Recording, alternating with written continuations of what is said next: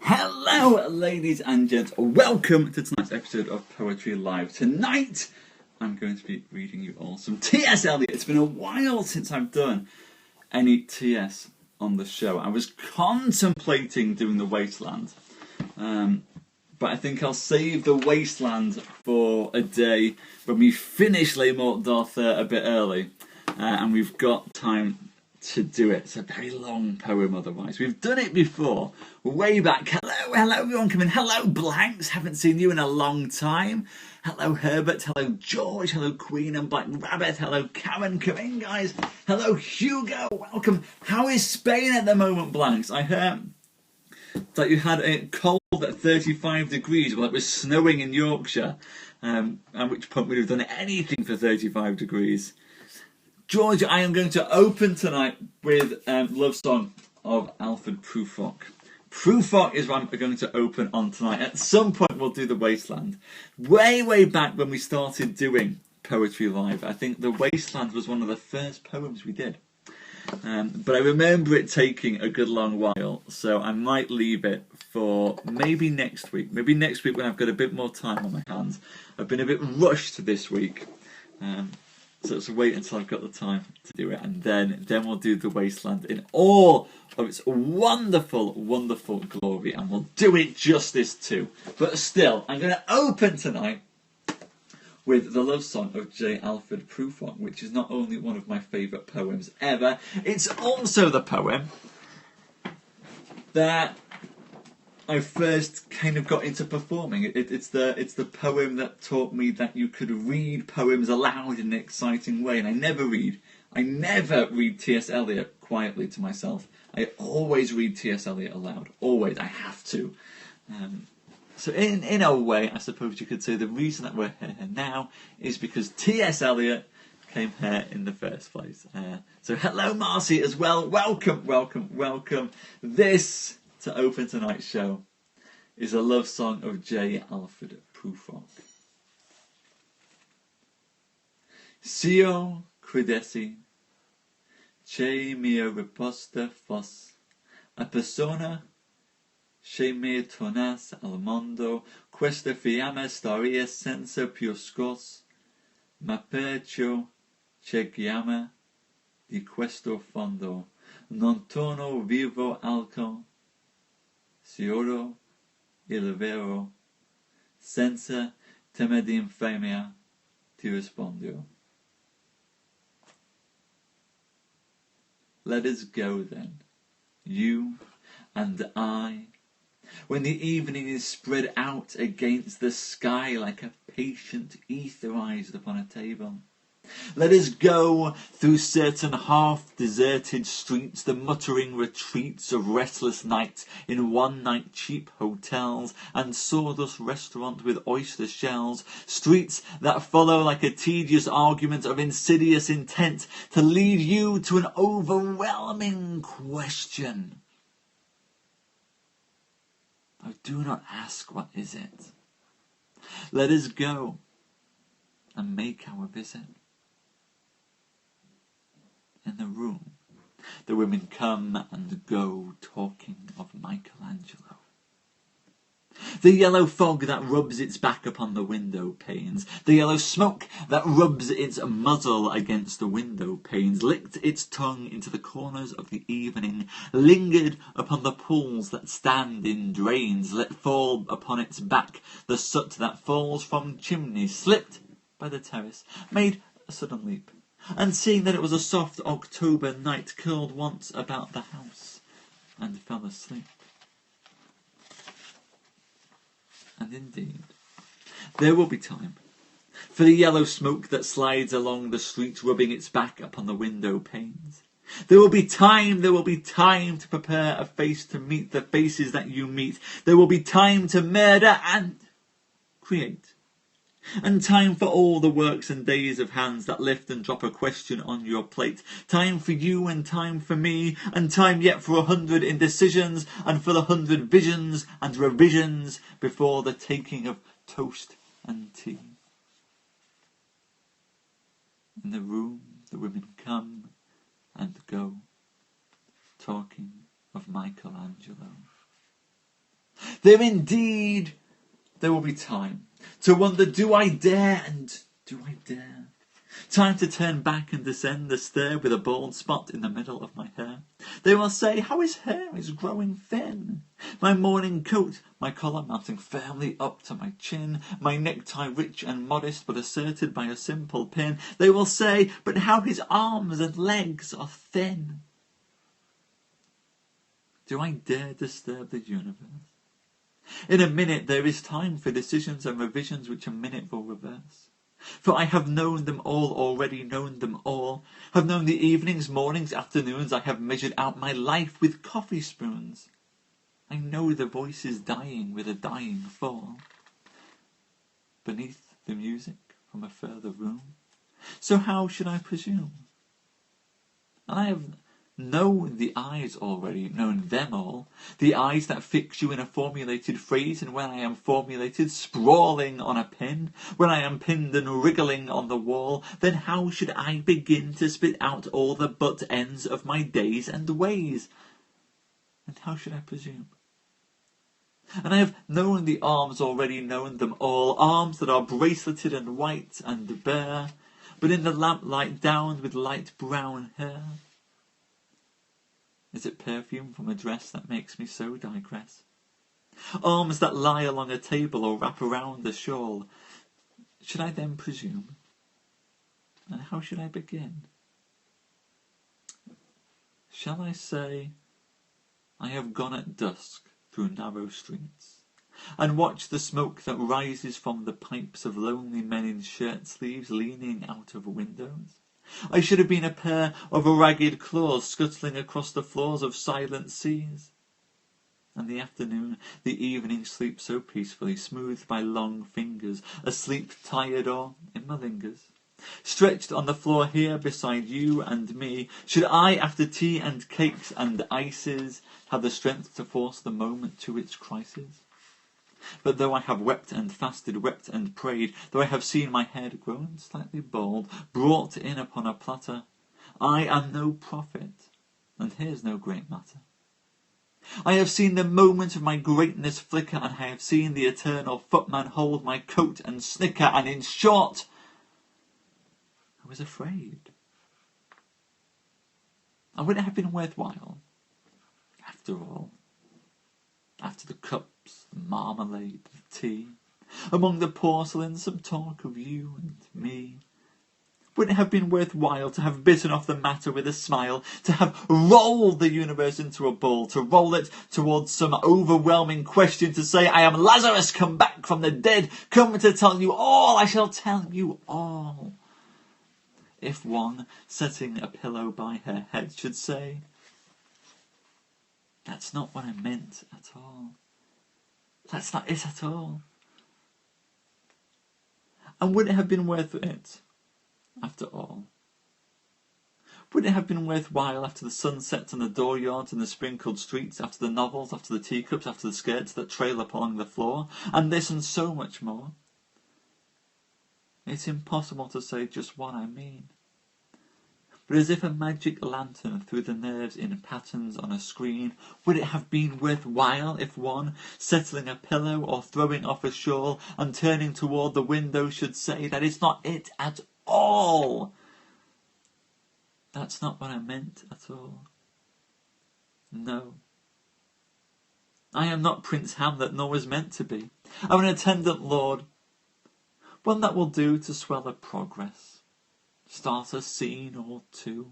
Advise the prince, no doubt an easy tour, deferential, glad to be of use, politic, cautious and meticulous, full of high sentence but a bit obtuse. At times, indeed, almost ridiculous. Almost, at times, the fool. I grow old. I grow old. I shall wear the bottoms of my trousers rolled. Shall I part my hair behind? Do I dare to eat a peach? I shall wear white flannel trousers and walk upon the beach. I have heard the mermaids singing each to each.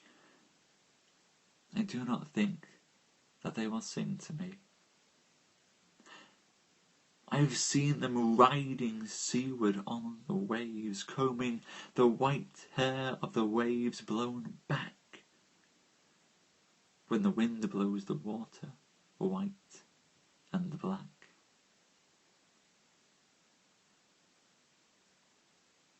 We have lingered in the chambers of the sea, by seagulls wreathed with seaweed red and brown, till human voices wake us, and we drown.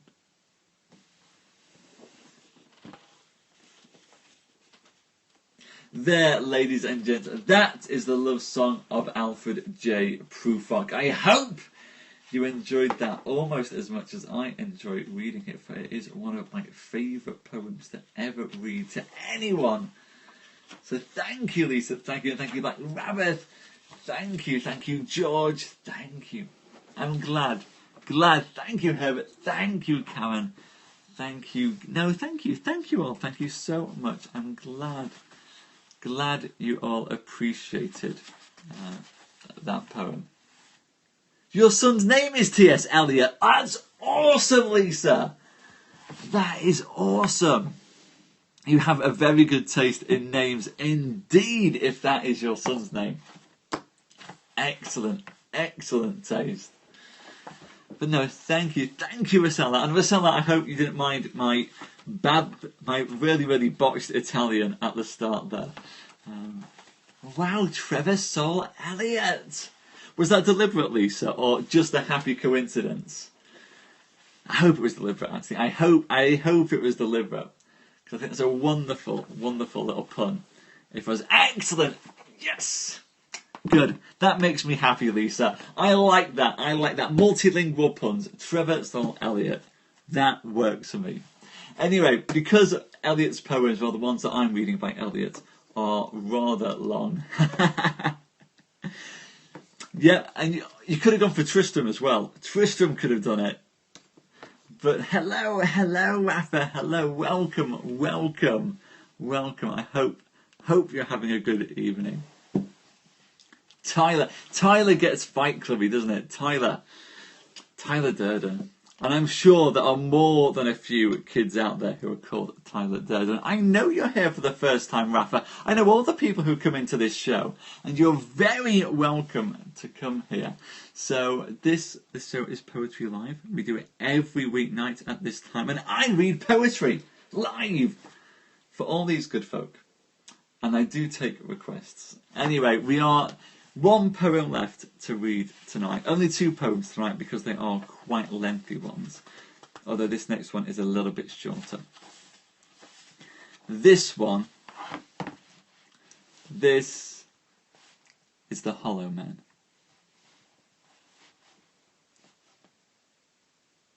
The Hollow Man. A penny for the old guy. We are the hollow men. We are the stuffed men, leaning together, headpiece filled with straw. Alas, our dried voices when we whisper together are quiet and meaningless as wind in dry glass, or rats' feet over broken glass in our dry cellar. Shape without form, shade without colour, paralysed force, gesture without motion. Those who have crossed with direct eyes to death's other kingdom remember us, if at all, not as lost violent souls, but only as the hollow men, the stuffed men. Eyes I dare not meet in dreams, in death's dream kingdom these do not appear. There the eyes are sunlight on a broken column. There is a tree swinging, and the voices are in the winds singing, more distant and more solemn than a fading star. Let me be no nearer in death's dream kingdom. Let me also wear such deliberate disguises, rat's coat, crowskin, crossed staves in a field, behaving as the wind behaves, no nearer, not that final meeting in the twilight kingdom. This is the dead land. This is cactus land. Here the stone images are raised. Here they receive the supplication of a dead man's hand under the twinkle of a falling star. Is it like this in death's other kingdom? Waking alone at the hour when we are trembling with tenderness, lips that would kiss form prayers to broken stone. The eyes are not here. There are no eyes here in this valley of dying stars, in this hollow valley, this broken jaw of our lost kingdoms. In this last of meeting places we grope together and avoid speech, gathered on this beach of the tumid river, sightless unless the eyes reappear as the perpetual star, multifoliate rose of death's twilight kingdom, the only hope of empty men. Here we go round the prickly pear, prickly pear, prickly pear. Here we go round the prickly pear at 5 o'clock in the morning. Between the idea and the reality, between the motion and the act, falls the shadow. For thine is the kingdom. Between the conception and the creation, between the emotion and the response, falls the shadow. Life is very long. Between the desire and the spasm, between the potency and the existence, between the essence and the descent, falls the shadow. For thine is the kingdom. For thine is life is. For thine is the... This is the way the world ends. This is the way the world ends. This is the way the world ends, not with a bang, but a whimper.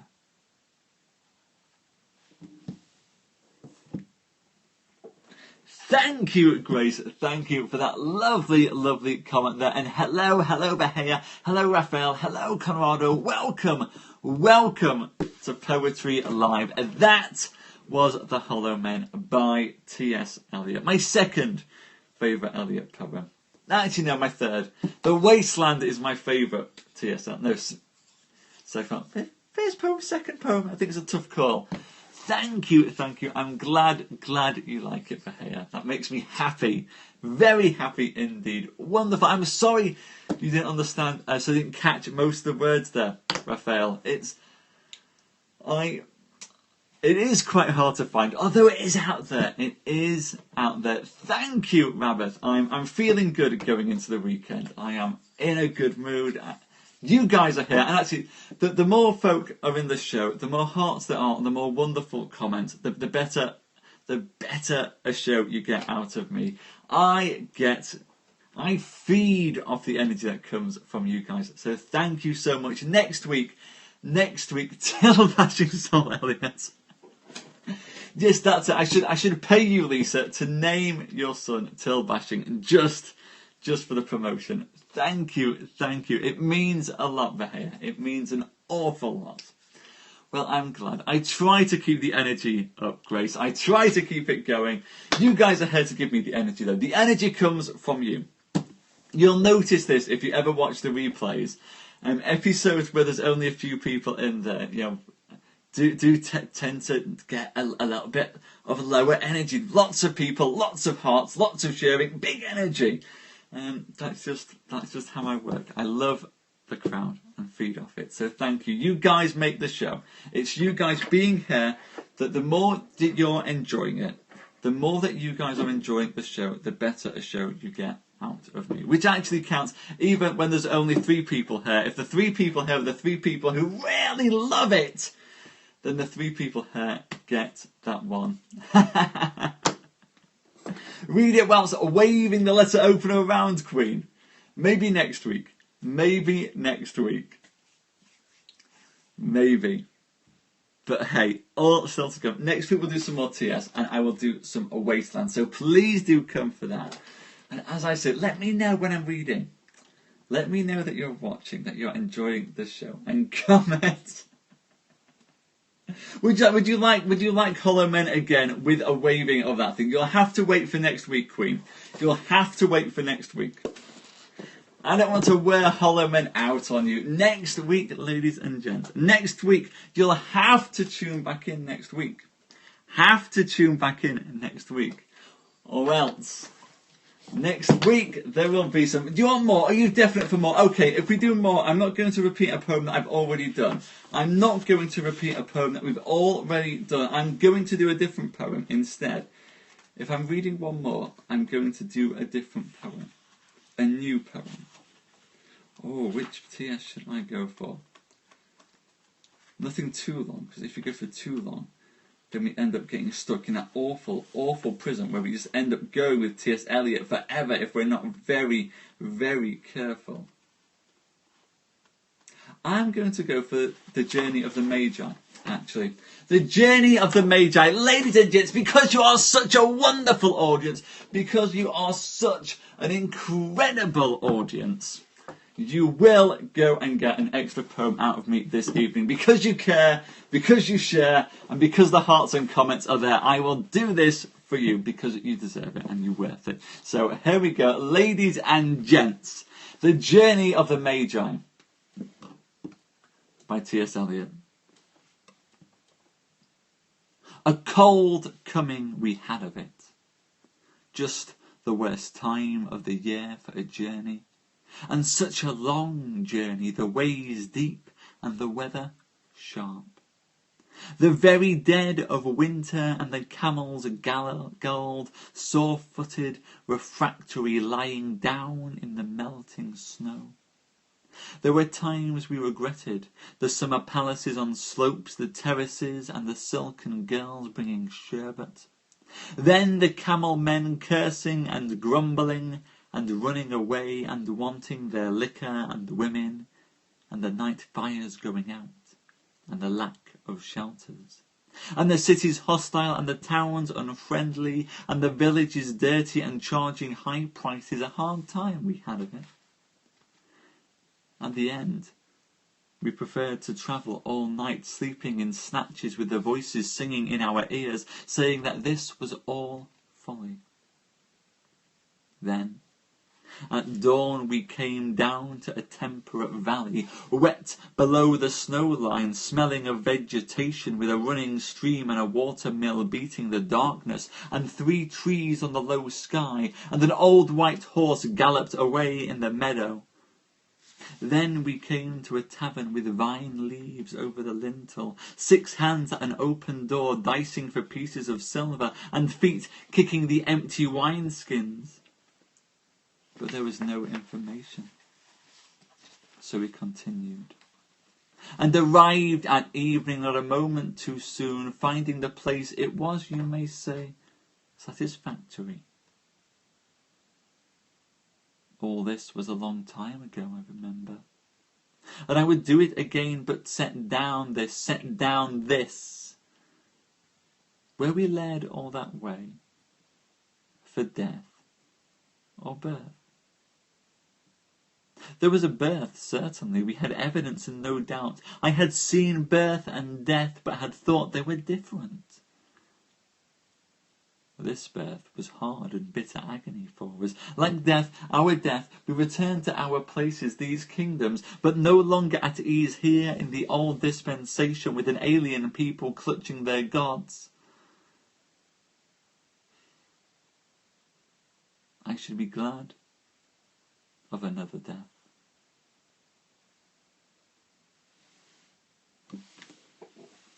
There we go. T.S. Eliot's words to describe the journey of the Magi when they first travelled to go and see Christ, and how after that meeting there was, in a philosophical sense, a death, as Canetti would call it, a changing of the mind. So I hope you enjoyed that. Thank you so much. Well, George, that's the nice thing about doing this show and being able to delve into poetry. We can do the more popular poems, and we can delve a little bit deeper as well as we go and look at the other poems that make up these wonderful, wonderful ones. Absolutely, death is a rebirth. Thank you. Thank you for coming. Thank you for your lovely comments, everyone. Thank you for all your support. I was looking at it the other day, and I think we've done over 270 shows or something now, which is incredible. So thank you. I've had an incredibly busy week at work this week. All out, starting at sort of 6 o'clock in the morning, not finishing until gone 11 o'clock at night. This has been my shining moment of fun all week, actually. I've been looking forward to this every day. To get me through a very, very hectic work week. Hopefully by the end of the weekend, I should have a nice work-life balance back on track. But thank you for making this week awesome, guys. Thank you for getting me here. It means a hell of a lot, and you're all wonderful. I work in marketing business support, George. So it's my job to get small businesses to access support that can help them. And so that they know what support's out there for them. So really, I want to help small businesses to have a better work-life balance. I want to help people be able to take time off from their business to go on holiday. I'd like them to understand and help them get an idea of it's not necessarily always about increasing sales. Sometimes it's about lowering your overhead, have to deal with staffing issues, all this stuff. That's what I'm here for. That's my job. Well, Grace. Well, give me a shout. Give me a shout on Twitter, Grace. Give me a shout on Twitter. We only cover North Yorkshire, York, and East Riding, but we've got lots of useful stuff and resources that can help people, even if they are outside the area. So just let me know. Give me a shout on Twitter at SimonTellsTales, and I can see what I can do. He says, as he spends the rest of his week doing a big thing. Absolutely, Grace. If you can, give me a shout. Give me a shout on Twitter, Grace. Give me a shout on Twitter or Instagram or Facebook or anything. It's all at SimonTellsTales. Let me know what we can do or how we can help, and I'll do that. But otherwise, this weekend will be spent doing a big content marketing plan. Excellent. Give me a shout, Grace, if I can give any help. Give me a shout if I can help you. Give me a shout. Let me know what I can do. And if I can, I'll help. But thank you, everyone. Have a wonderful evening, weekend, afternoon, morning, wherever you are in the world right now. Have a great weekend. And I will see you again for some more poetry next week. Bye-bye.